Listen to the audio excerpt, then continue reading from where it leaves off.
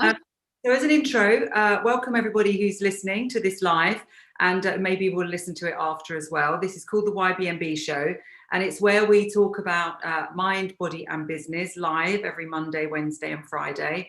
And today we're going to talk about business, and in particular, we're going to talk about growth and growth goals. And I really am so delighted that Rebecca has joined us, that you've joined us, Rebecca, because I met you in 2013.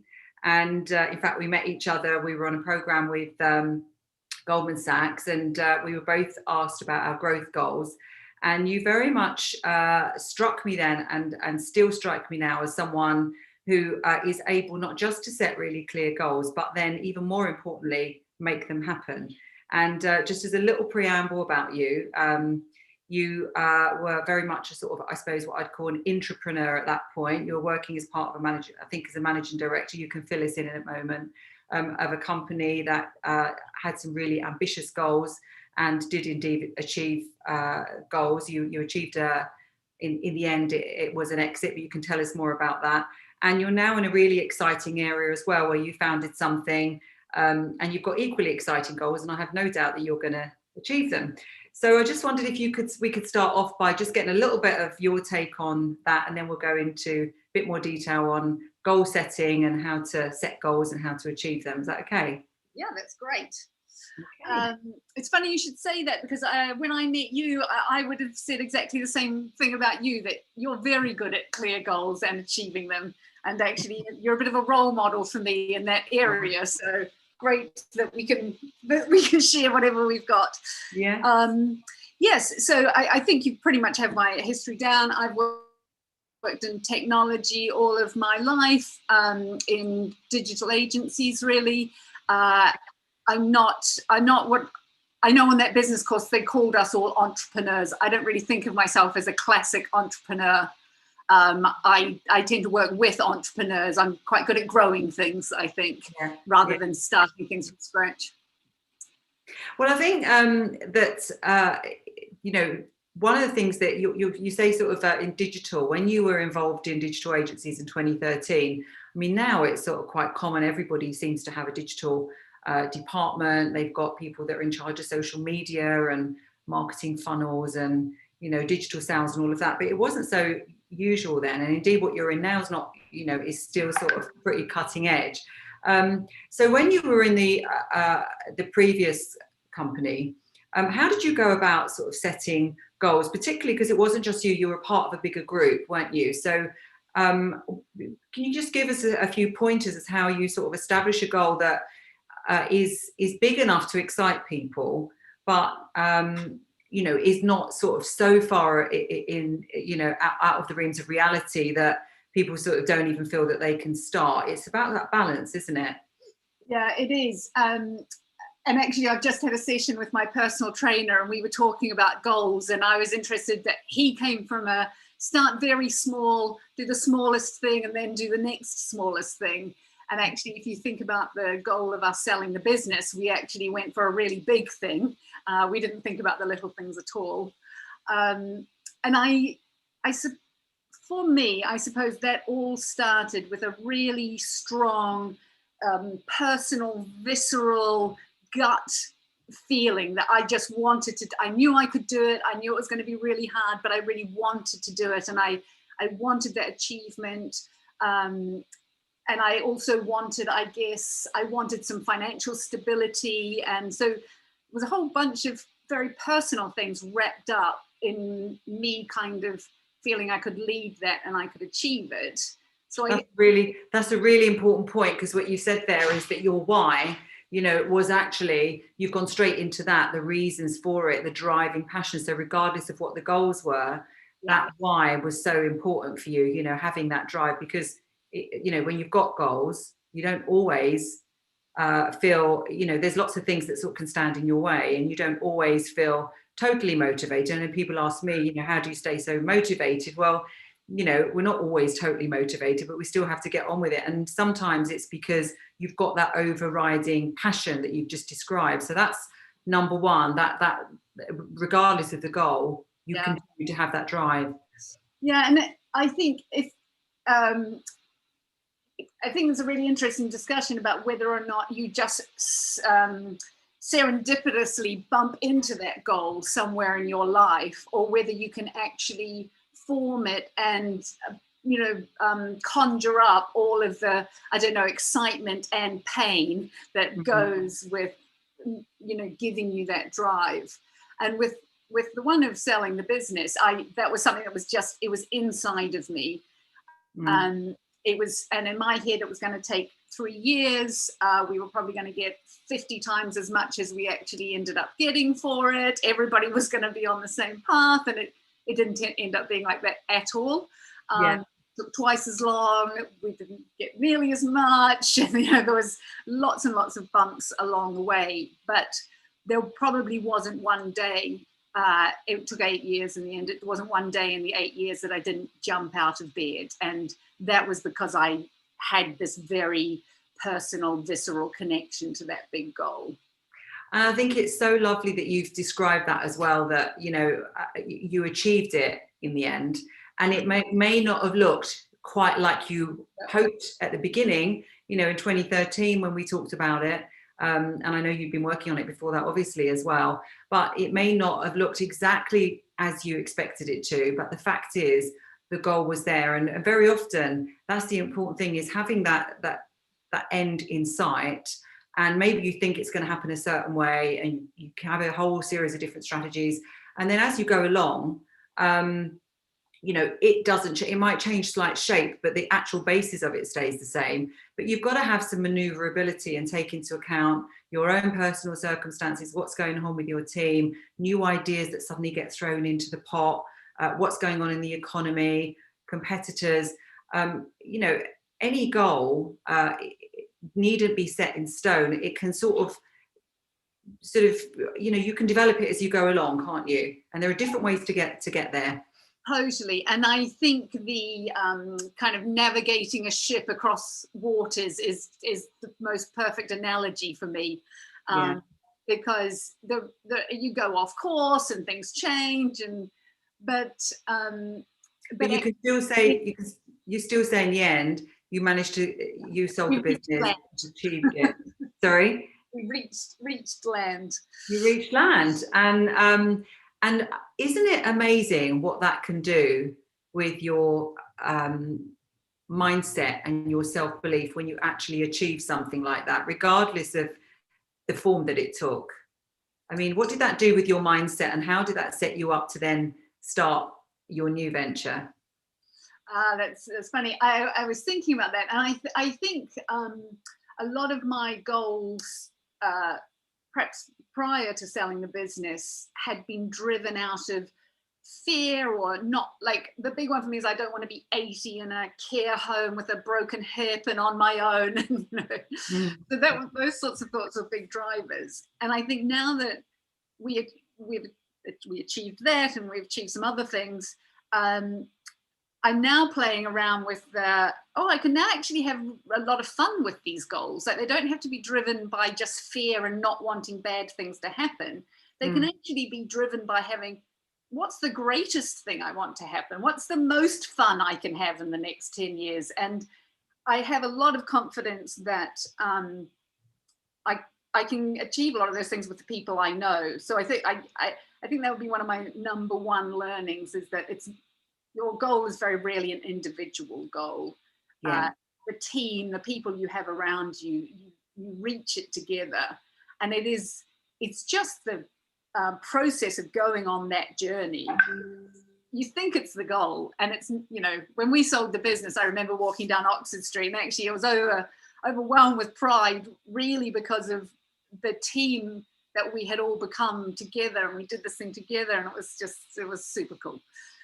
Because it wouldn't have been the same if you hadn't done it as part of a team. No, it's almost like any great thing that we achieve as a human. You want to go and tell someone, don't you? And you want to share that excitement with somebody.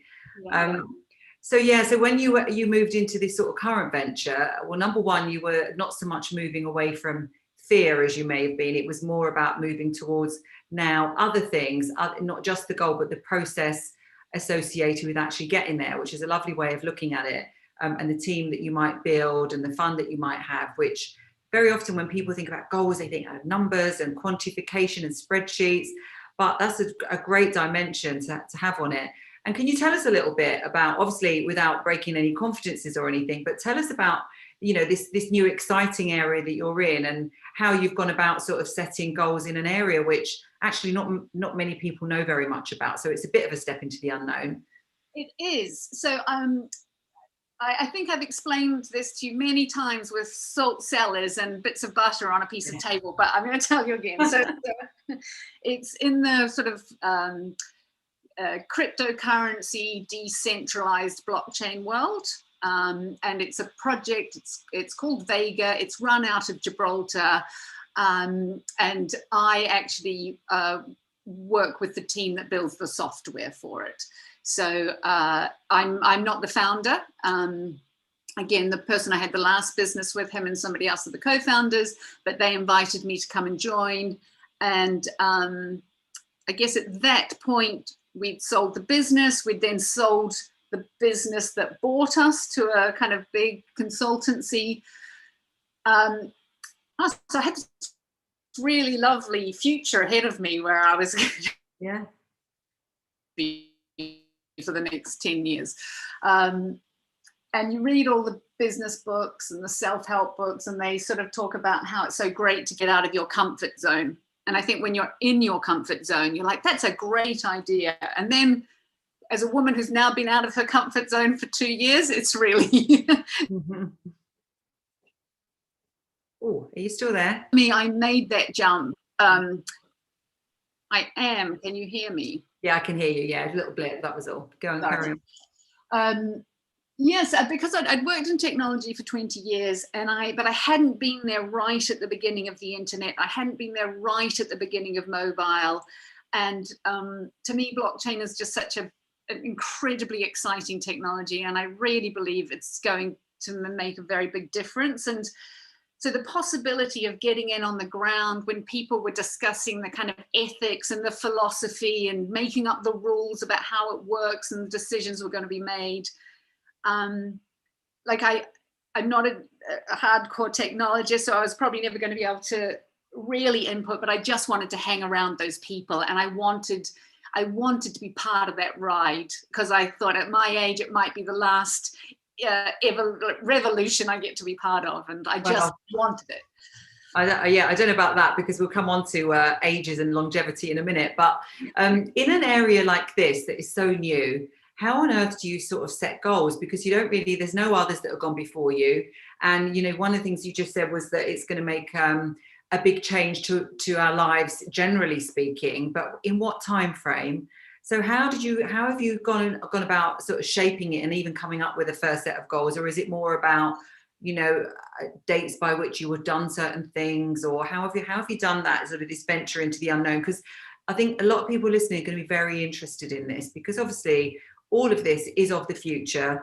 Everybody is going to be impacted by robotics and, you know, virtual reality and all of this, and particularly blockchain, I think, is going to play a part in it, like you say.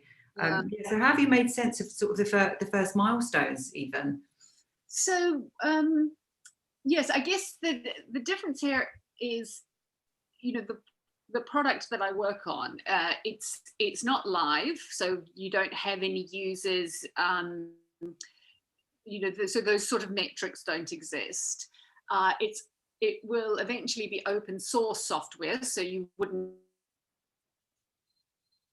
metric that's sort of taken away from you. And it's a new product build, and not only does the technology not necessarily completely exist, there are no other products that exist. So it's, you know, the team that really design Vega are, you know, really some of the brightest people in the world, I actually think, especially in the space. So they're inventing things, they're inventing technology, and they're inventing solutions as we go along. So things like deadlines aren't massively helpful for us. No. Things that are the sort of things we look to are security, robustness, enough of an end-to-end solution so that we can get it in front of somebody else so that they can play around with it enough to give us feedback. So it's almost like there's not a lot of certainty, and you're creating this sort of thing for an ultimate audience that doesn't yet exist, but you believe will exist. That's sort of it. Yes, we are building technology that we believe will, I guess, be the future that people will be using. I mean, an example I was given of it was a very sort of, I suppose, relatable example, which was that eventually using blockchain technology, ordinary people will be buying houses, property from each other without having to use middlemen, solicitors, land registry, all of that, because it'll all be laid out robustly online somewhere, and it will all be completely believable. It won't be as if it might be open to fraud or whatever. It's ultra secure. Is that sort of the right sort of idea? Yeah, I think that's a really good example. And basically, I guess how to describe it, decentralized systems. So blockchain technology allows you to build transactions without a human being in the middle of it. Yeah. So in the case of the house buying, you've got the lawyer and the real estate agent, and it's all about trust. I give my money to a lawyer, I think, because I trust that the lawyer will look after it until it's time to hand it over. And you could replace that with a blockchain, and the technology would actually hold that money in escrow, and it would only release it when certain conditions are met. Yeah. So, and I think, and that's a great example of it. And I think probably people listening in, they've now had a very quick lesson from you on blockchain that they didn't expect, which is brilliant. But onto the goals, you have got a lovely, relaxed way of thinking about these goals. So if I'm right, as I said, you're building something new and exciting using some of the cleverest, most intelligent people, involved around the planet. I know they're global. You've said to me before, they're all over the place. And you're building this thing that you just know is going to be of use, and you're not worrying too much about the target market because you know they're going to be there, and you're just trying to produce the best thing. And it's going to take as long as it takes whilst you develop it and make sure it's robust and secure. Is that, in a nutshell, what we're talking here?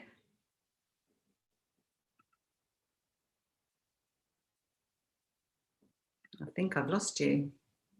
Are you back? I'm back.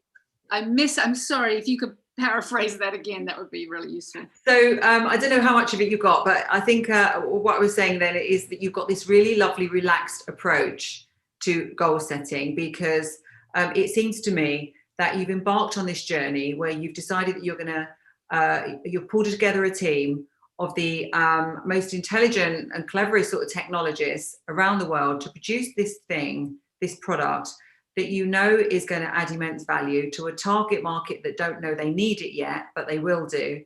And it's going to take as long as it takes, because you're creating something that has to be robust and secure and the best on the market. And so your approach to goals seems, it's not deadline focused as much, but it's focused on the right thing, which is the quality and the value that ultimately it's going to add. That seems to be your approach to it, which I think is wonderful.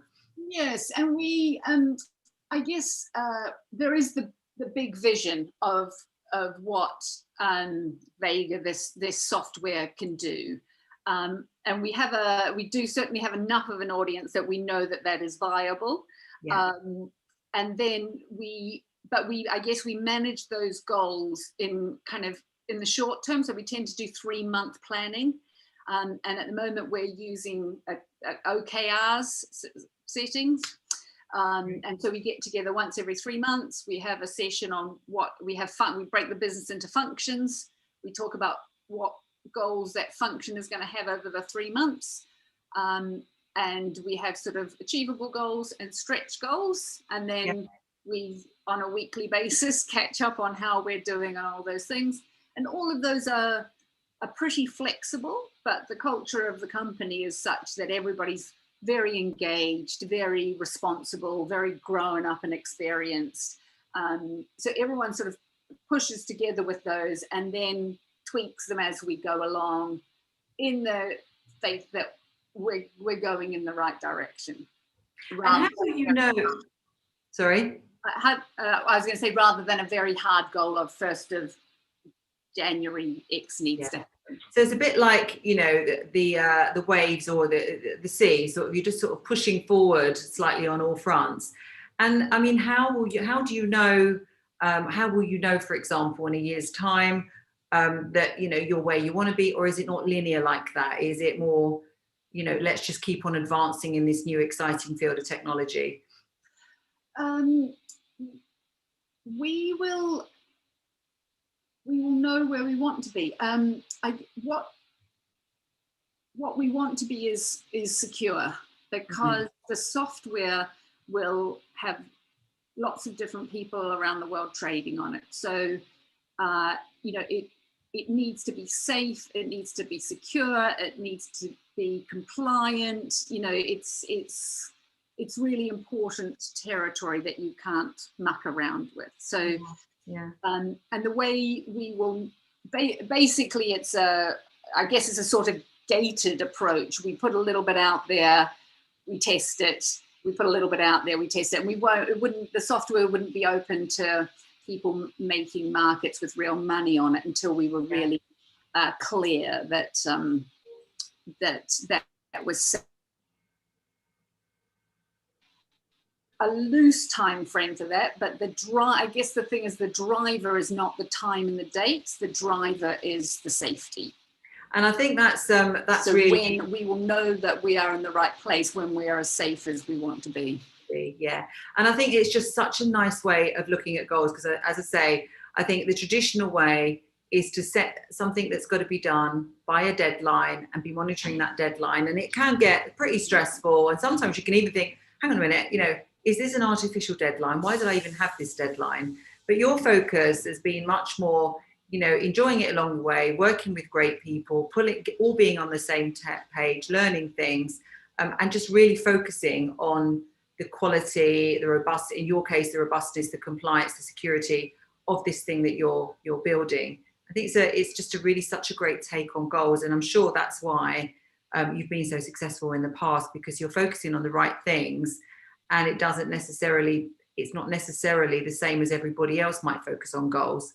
You've got like a very different type of focus, I think. Yeah, but I think anyone who works in technology would probably recognize that shift. So, and it's all very much, I mean, agile is ubiquitous now, but it's very much a sort of approach where the right things get done in the right time frame, rather than having a date that everybody kills themselves over. So technology used to be built in a very waterfall way, and the poor developers used to get all of the rubbish, and then they'd have to work for 24 hours and burn out and things like that. Nobody wants that to happen. That doesn't make for good products. So, you know, yeah, the sort of minimum viable product approach it does seem to make for more successful, more robust outcomes. And change your tack slightly. To what degree do you think that mindset is important and instrumental in achieving what you want to achieve, regardless of what the goal is or what the deadline is or anything like that? The mindset of the individuals involved. Do you mean the mindset of having that the goal is, let's say, security rather than a time date? I'm thinking more about the mindset. So, you know, your mindset, Rebecca, I know for a fact that you are very focused on looking after your body. You're very fitness orientated. You've talked to me before about that being critical for clarity of thinking, etc. So that makes me think that you're one of the things that you prioritize is looking after your mindset. And I just wondered if you could tell us a little bit about that. And you know, it's not all about work for you, is it? You are looking at these other fundamentals, your physical fitness, your health of your mindset. I just wondered if you could give us a few words on that, how you go about that.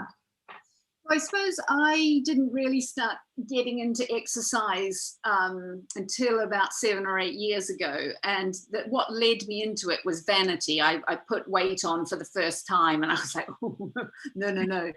And I started lifting weights and little weights. But what I found is that the stronger I got, and the more I looked after my food and alcohol intake and my sleep, number one, the more robust I was at work.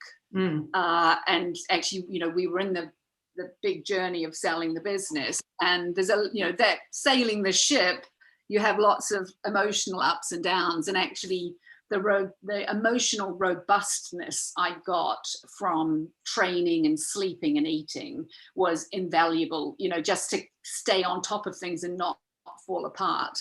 And so that, I've now experienced how things go successfully if you meld them all together.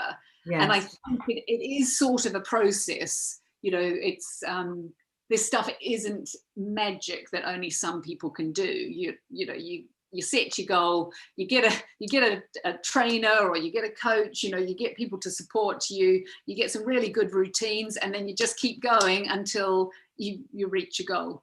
And I mean, that's exactly, and that sounds so simple, but it's really hard to do that because, like we say, so you started your fitness journey because you put a little bit of weight on, although I've never seen you with any weight on, but that's what you said.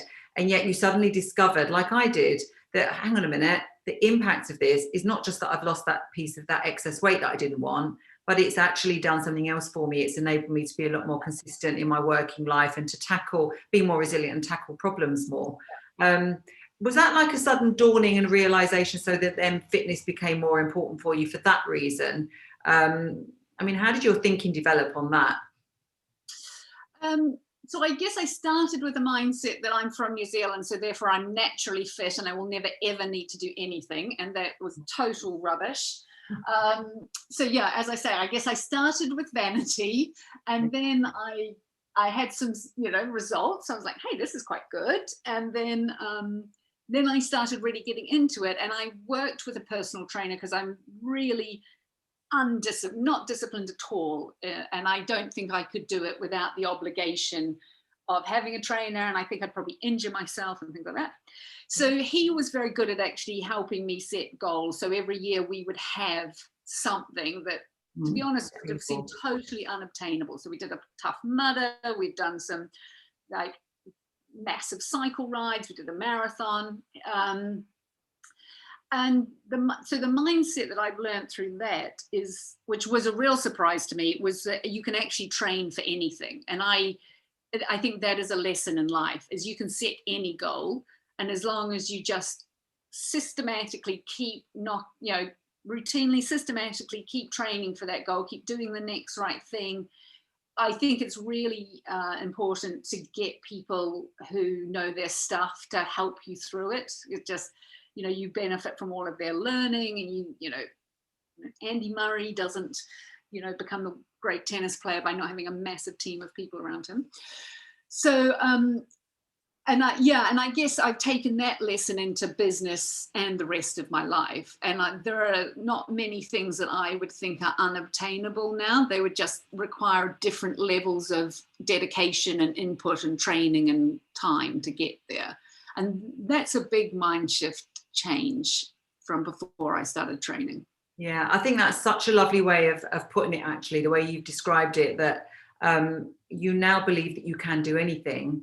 But what you also associated with that is you also understand that you can't do anything just by waving a magic wand, but that you need to put certain things in place. And the certain things in place are to, get the appropriate help around you, find out what it is that you've got to do, schedule that in, be prepared to do it, and not just do it for a short period of time now and again, but do it consistently. And I think you're living proof that by doing that, you can achieve, we're talking about growth goals today, and you can achieve the things that you want to in business, as you are very obviously doing, but also in your body and any other aspects of your life as well. So it's all very interlinked, isn't it? It's all very interlinked. So thank you so much for telling us a little bit about that. For people listening, I just want to thank Rebecca, and we'll put a little link in about Rebecca's work so that you can look her up a bit more if you want to. But also to say that if you're interested in what we've talked about, the YBMB program, Your Body Means Business, basically goes into all of this detail, because, you know, I was exactly the same as Rebecca. I discovered, you know, I myself also decided that I wanted to lose a bit of weight. I had this tummy roll that I'd never had before. I started weight training, just as Rebecca did. And before I knew it, you know, I'd not only lost the tummy roll, but I ended up getting this phenomenal set of, you know, body transformation results. But it did this thing to my mind that I didn't expect. And I think that so often, you know, we start our training for one reason, and what we don't realize is what's going on the outside in our muscles, etc. All the positive stuff is also going on the inside as well. It's just that you can't see it, but as the individual, you can certainly feel it. And then it's a question as to what you put that mind to. And if in our case, you decide you're going to put your mindset to your business goals, then, you know, it's going to help you really achieve those, all starting with your body. And that's the whole premise of Your Body Means Business. And if you want to find out more about Your Body Means Business, anyone listening, we've got a full webinar actually, where I tell you a lot more about it on Sunday. And there's a link if you want to click on actually to sort of sign up for that webinar. Unfortunately, we won't have Rebecca there though. Rebecca, anything else to add as a sort of, you know, bits of advice to people who are starting on their journey? Maybe they've got these big goals, they would love to achieve something, but they maybe think they can't, whether that's in body, mindset, business, whatever it is. What would be your passing advice to them?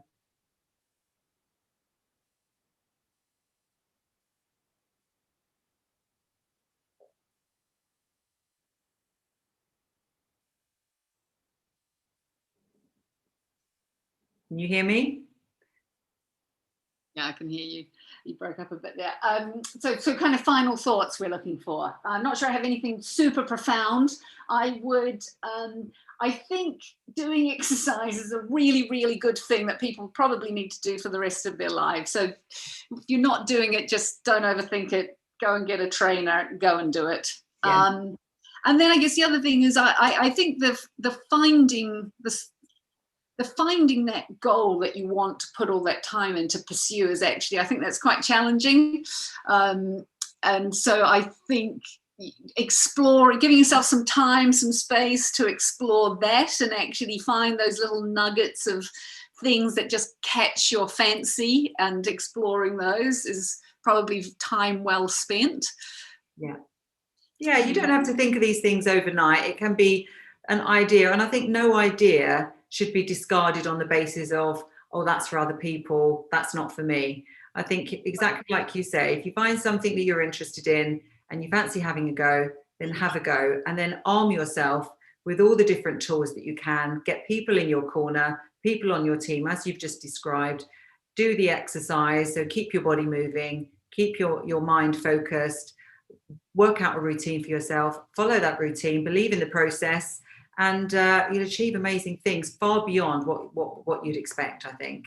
So that would be my passing advice today. And obviously, we can see Rebecca as a shining example. So thank you so much. Lovely to chat. Always lovely to chat. Yeah, you too. All right, take care. See you soon. See you later. Bye. Bye-bye.